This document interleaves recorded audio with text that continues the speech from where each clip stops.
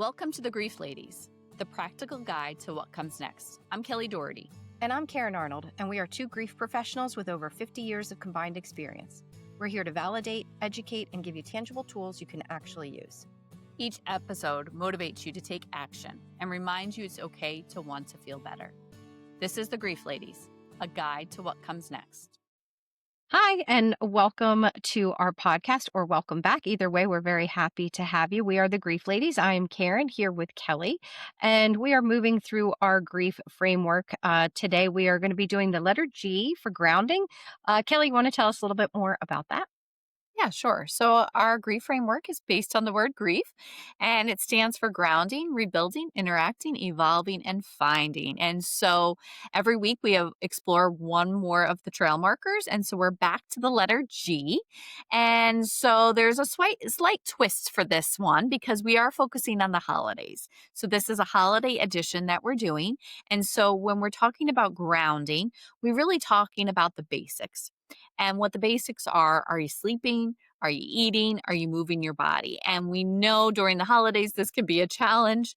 And so we are specializing today, I guess, or focusing on grief in the holidays regarding alcohol. Do you want to Yeah. explain a little bit more, Karyn, about what that?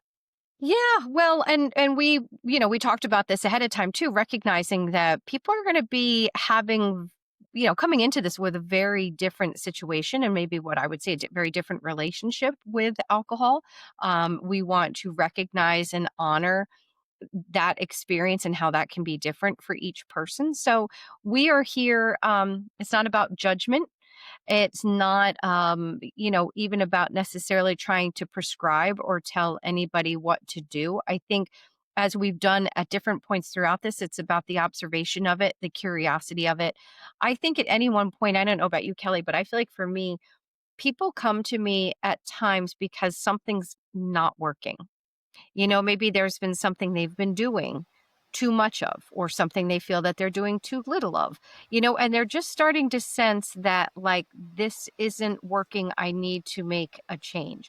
So, this relationship with alcohol may be something that's already in place. And let's face it, if we are feeling challenged by it, whether we are in recovery or whether we are actively struggling with alcohol, or if it's something that has started or increased since our loss as like a tool for coping, we know that the holidays just present so many opportunities to be not only encountering alcohol, but to be having it be kind of like socially acceptable, like people almost encouraging it, or sort of welcoming us to participate with it. So it creates just another challenge for grieving people, as if there isn't enough. So that's why we wanted to talk about that today. Yeah, absolutely. And then, like you said, it's like, how do we stay grounded at social gatherings? Maybe gatherings with our family and our friends that maybe, this kind of goes along with our interacting, but as well. But like some of these family and friends that maybe haven't been the most supportive to us on our grief journey. And we might be having to navigate all of those questions about how we're doing. And so alcohol sometimes can give us a bit of what I call, liquid courage, right? To how to navigate these situations, which then can cause, we might find ourselves feeling like, oh, we're drinking too much, or, there's a bit of a sober curious movement out there, which I think is really fascinating. And it's people that really do want to change their relationship with alcohol, or maybe want to take breaks from their alcohol. And then you add the holidays in, and it can really like, how do I navigate this? How do I do this? How do I stay grounded during these holiday gatherings where maybe I don't want to drink, or where I'm finding that I'm having a hard time, just being around these people and dealing with these emotions that are coming up? Yeah. Yeah. I think it probably means, and we talk about this a lot, sort of advocating for yourself. When we talk about the holidays, it's always about, because the holidays don't get to be typically like something that we get to make a lot of decisions on. Some people maybe do, but for a lot, there's like some pressure. And so, knowing that you're going to have to maybe be in larger groups, maybe being expected to go to like a work party or something like that. So it's already kind of hard enough to know what to do with some of these invitations, but then not exactly knowing how to handle this piece of it, whether you're deciding to go and then what am I going to do once I'm there. So it's more about that kind of self advocating, kind of deciding for yourself ahead of time.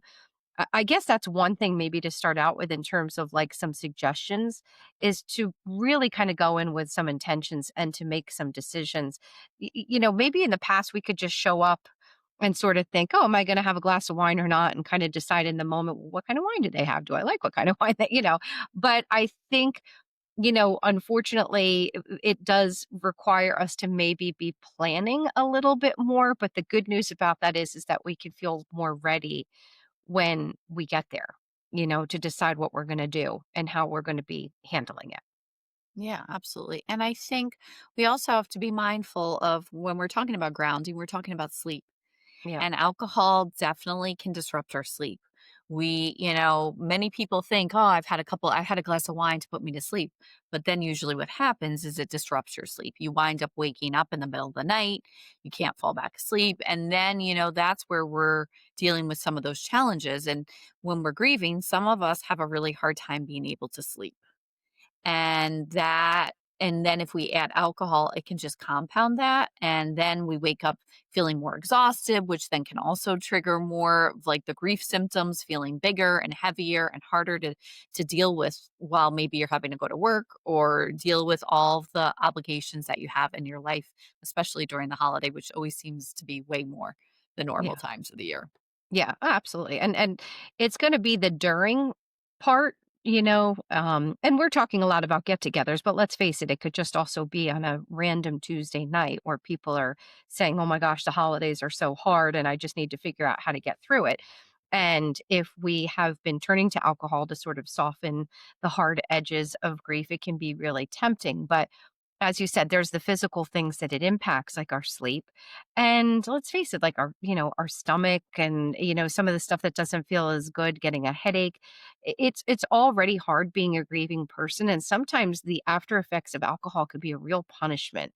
Mhm. So we want to be aware of that too. I mean, we've talked about this with a couple of other things, but I think it's so important to revisit the idea of what we deserve and we feel kind of deserving of the cookies and the glass of wine and the extra things that maybe we deprive ourselves of at different times in life because it's like what do I care, and we're just maybe finding that it's easier sometimes to kind of give into things that we know we shouldn't do, um but then we're the ones paying the price.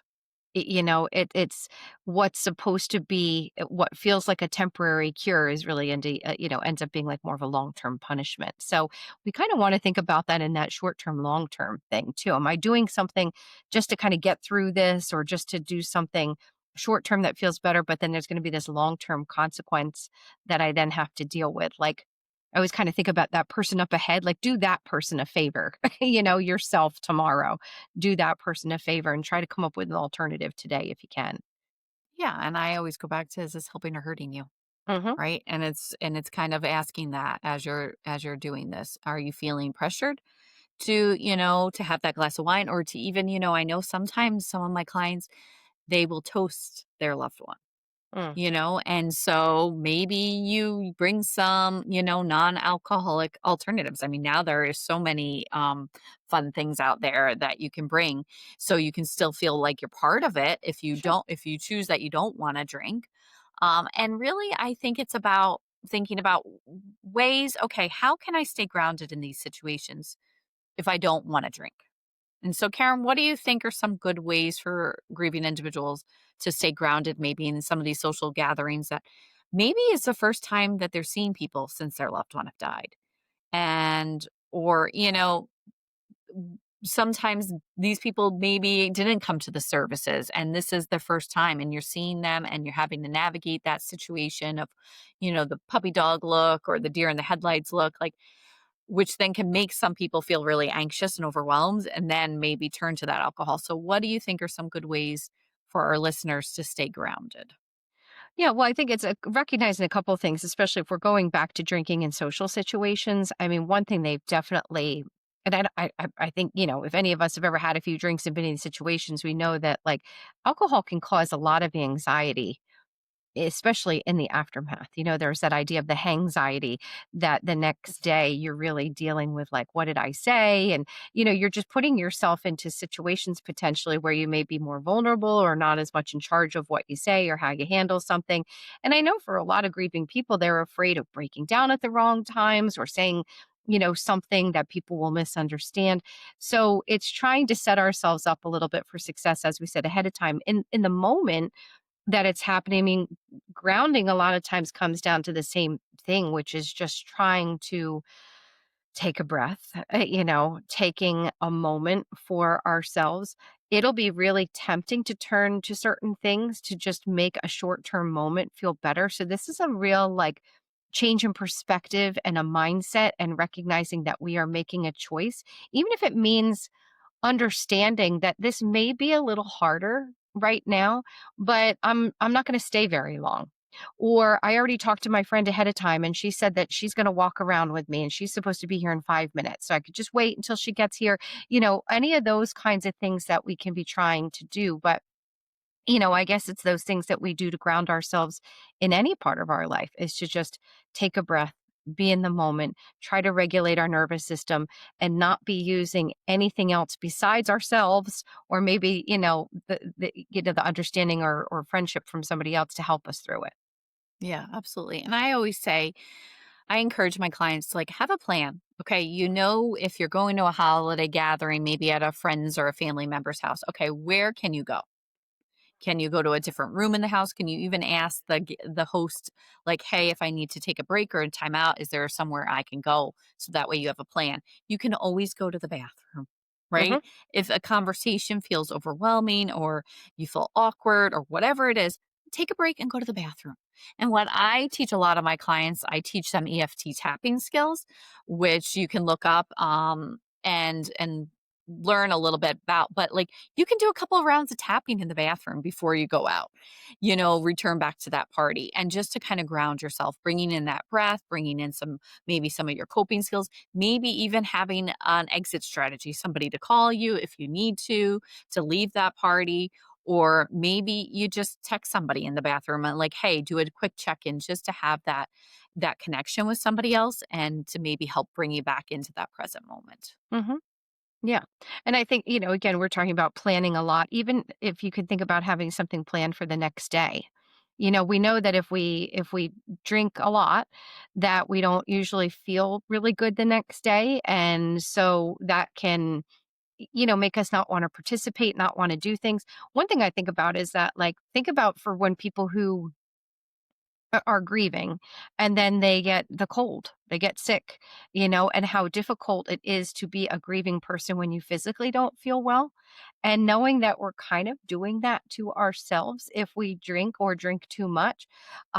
So, even kind of setting up something that could be nice to do the next morning, like taking a nice walk or getting up early to go someplace or to do something that you like, almost kind of as a reward for taking care of yourself the night before, maybe as like a little bit of an incentive, or knowing, like, I will not be up for doing that. I know if I, do too much tonight, kind of thing.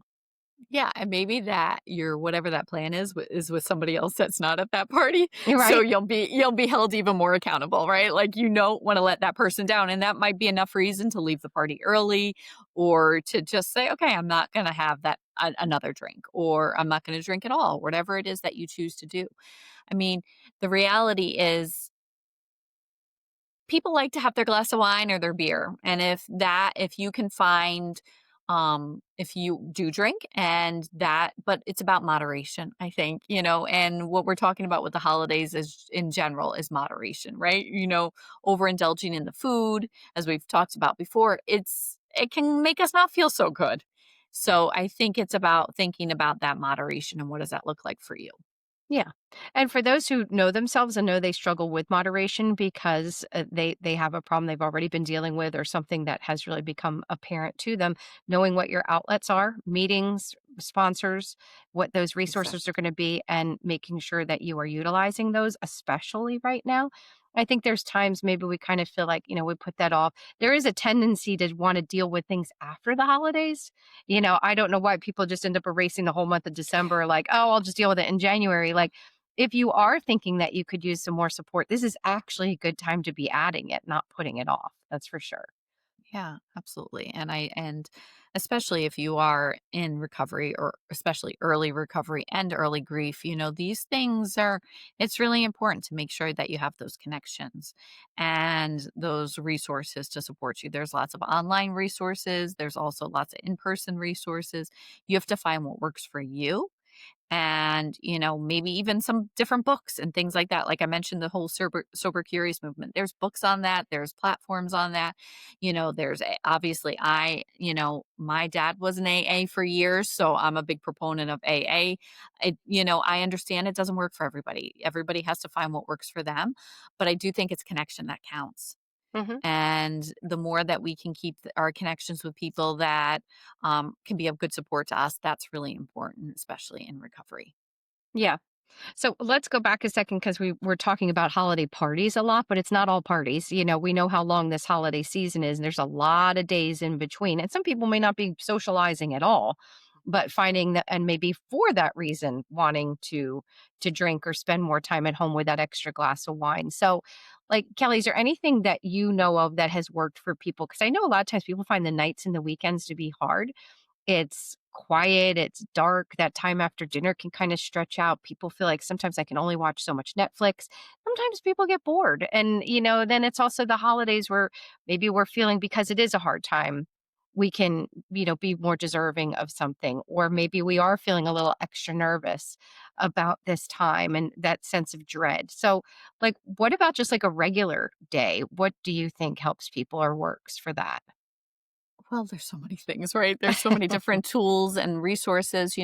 I think it's finding, do you have any hobbies that you're interested in doing?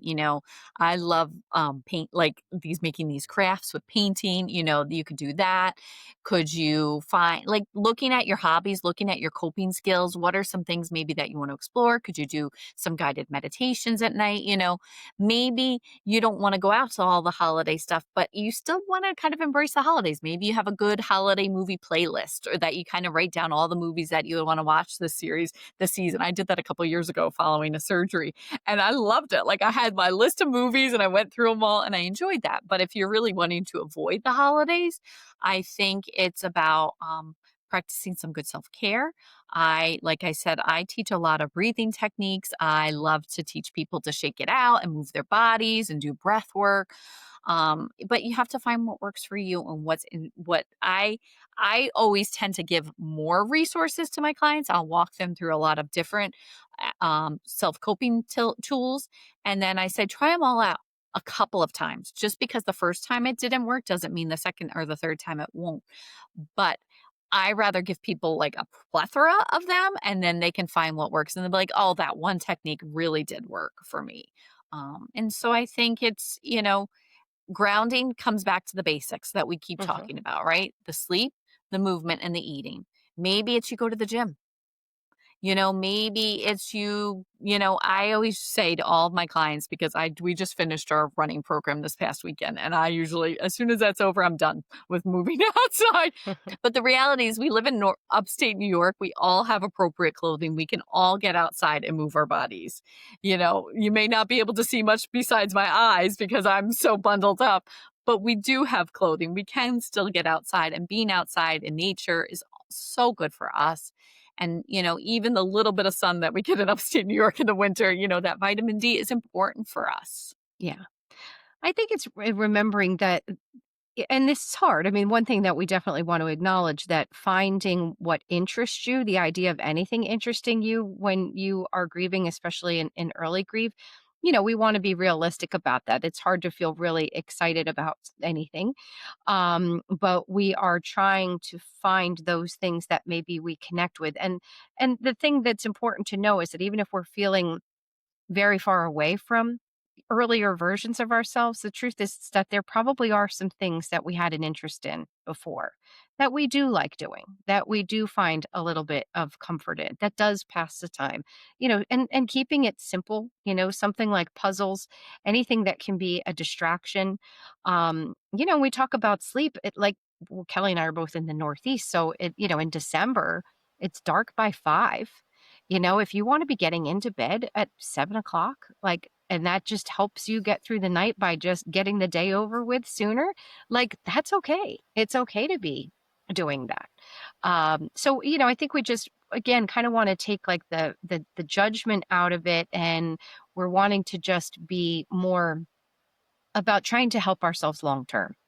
Let's really, with a lot of things, not think about what we're just trying to do to band aid in the short term. Like, what's going to help me more long term? How am I going to feel better in the long term? I mean, anytime we can sort of frame something in that way, I think it'll inform our decisions a lot better. And the decision is a part of it. Like, we are making choices. It feels like, all this stuff has happened and I don't have any power over anything. But I think one thing, Kelly, you and I like about our framework, and maybe with grounding especially, is it's like these are the things you do actually have some control over. And we have to remember that. Sometimes we kind of feel like we're just being dragged along and pulled along, but you do get a say here in how you take care of yourself physically. Yeah. Are you ready to take the next step on your grief journey with real tools and compassionate guidance? The Grief Ladies are launching a brand new workshop series based on their signature grief GRIEF framework. 5 trail markers to help you find your footing after your loss: grounding, rebuilding, interacting, evolving, and finding. Each workshop focuses on one trail marker, guiding you through practical steps to move from surviving to living again, all in a space that's honest, supportive, and real. Led by grief experts Kelly Daugherty and Karyn Arnold, these workshops combine decades of experience with tools you can start using today. Visit griefladies.com to explore the upcoming workshops, because you don't have to climb this mountain alone. So, obviously, we are based on some actionable tools. We always end every podcast with an actionable step. So, for those of our listeners, what do you think is a good actionable step that they can um, utilize with in returns of drinking alcohol during the holidays? Yeah, well, I think you and I had talked about this a little bit ahead of time, trying to think of what would be good. And the one thing we had come up with was the idea of kind of like the pause and plan check in. It's very Mhm. simple. It's something that can happen before your next drink. You can do it before your next cookie, the next time you go to sit down to, order something on Amazon, maybe. But, just take 60 seconds to pause and then ask yourself 3 questions. What do I need right now? What am I hoping to gain out of this? That would be the second question. And the third, is there another way to meet that need? Is there something else that I could be doing? If I'm asking myself, what do I need right now? I just need to forget. I need to escape. Okay. Well, what am I hoping that this drink, in this case, since we're talking about alcohol, like what am I thinking that's going to do for me? But then is there an alternative? Because, I think we do understand and appreciate the need for distraction. I say that to people all the time. You can't be thinking about your grief all the time, can't be 24/7. We do need to stop and get away from it for a little bit. But we want to do it in healthy ways that are good for us, especially in the longer term. So pause and plan. What do I need? What am I hoping this is going to do for me? And what can I do instead? Ask yourself those questions, and you'll probably be surprised that there actually are alternatives that could work a little bit better for you. Yeah. And I think, I just want to highlight some of those alternatives could be taking a bubble bath. Mhm. Doing something nice for yourself. Maybe it is going on Amazon and buying a present for yourself. Uh, maybe it's having that mocktail instead. Maybe it's texting a friend or getting together with a friend, or maybe it's just getting outside, or maybe it's just doing a nice breathing exercise, going on YouTube, finding a nice breathing exercise and just trying to regulate yourself. If that is if you're feeling anxious in that moment and that's what, you were realizing that's what you were needing right then and there. Yeah, most of the time we have urges, and if we ride them out, it doesn't take that long for them to pass. No. We do tend to be very much like so fast in the moment, like looking for reward. But it is amazing that if we can kind of redirect ourselves, and anybody that's ever, practiced this or, thought about this, like, even in terms of like, oh, I'm going to go, get some dessert or something, you're like, yeah, you know what? I'm just going to go walk on the treadmill for a little bit instead. Like, you don't usually wake up the next day thinking like, "Oh, I should have eaten that dessert." Instead, just like, "Wow, I really kind of let that urge come and go." They don't stick around that long. So, maybe practice that and play with that a little bit too to see what that looks like. Because it could be alcohol, but it could be a lot of things. Yep. Ride those waves. Mm-hmm. Yep. Yeah. Absolutely. Well, thanks, Karen. All right. Yeah. Thanks, Kelly. So stay tuned. Our next episode will come out next Wednesday, and we are going to be continuing with our holiday edition. And we will be talking about rebuilding and when the holidays disrupt our routine. So stay tuned. Make sure you subscribe and reach out with any questions. Make sure you sign up for our newsletter at griefladies.com so you can stay up to date on all of the newest offerings that we are providing. Stay tuned. Thanks for joining us on the Grief Ladies. Don't wait to feel better to get started. Getting started is what makes you feel better. Put this week's tool to work. If today's episode helped, share it with someone who needs it and leave us a review. We'd love to hear from you. And remember, we're here for you, your trusted grief ladies, navigating this path together.